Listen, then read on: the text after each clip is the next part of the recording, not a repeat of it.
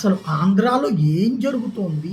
ఒకేసారి వందలాది ఆవుల్ని ఆహ్, ఇప్పుడు తాజాగా పెదమాండ్యం, రాయచోటి, అన్నమయ్య జిల్లాలో పట్టుకున్నారు. ఏకంగా 13 కంటైనర్లు 1000కి పైగా ఆవులతో వెళ్తున్నాయి.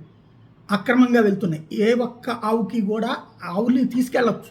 వాటి వయసు అయిపోయాక వాటికి పాల ఉత్పత్తి లేదని తెలిసిన తర్వాత అవి ఇక చంపడంలో తప్పు లేదని చెప్పి వెటర్నరీ డాక్టర్లు ఇచ్చిన సర్టిఫికెట్ బేస్ చేసుకుని ట్రాన్స్‌పోర్ట్ చేసుకోవచ్చు. దానికి ఎట్లాంటి అభ్యంతరం ఉండదు. కబేళాలకు అమ్ముకోవచ్చు. కానీ అట్లాంటిది ఎలాంటిది లేనటువంటి దాన్ని గ్రామస్తులు పట్టుకున్నటువంటి పరిస్థితి అక్కడ.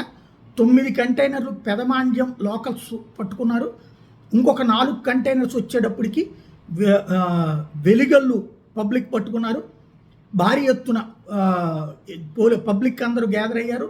రాయచోటి ఏదైతే మొన్న అయ్యప్ప డివోటీస్‌ని బస్సుతో దాడి చేసి కొట్టినటువంటి సంఘటన అక్కడే జరిగింది. రాయచోటి వాస్తవంగా ఎక్కువగా ముస్లిం జనాభా పెరిగిపోయి 51% ఏమో ఉన్నటువంటి పరిస్థితి ఉన్నట్టుంది.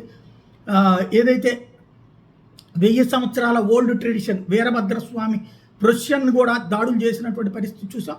అక్కడే ఇప్పుడు అక్రమంగా తరలి వెళ్తున్నటువంటి వాటికి సంబంధించి ఇప్పుడు దేశవ్యాప్తంగా ఇది పెద్ద చర్చనీయాంశమైంది. హిందుత్వ సంస్థలు వాటికి ఫోకస్ చేస్తున్నాయి. ఇదిగో చూడండి అన్నటువంటి విషయాన్ని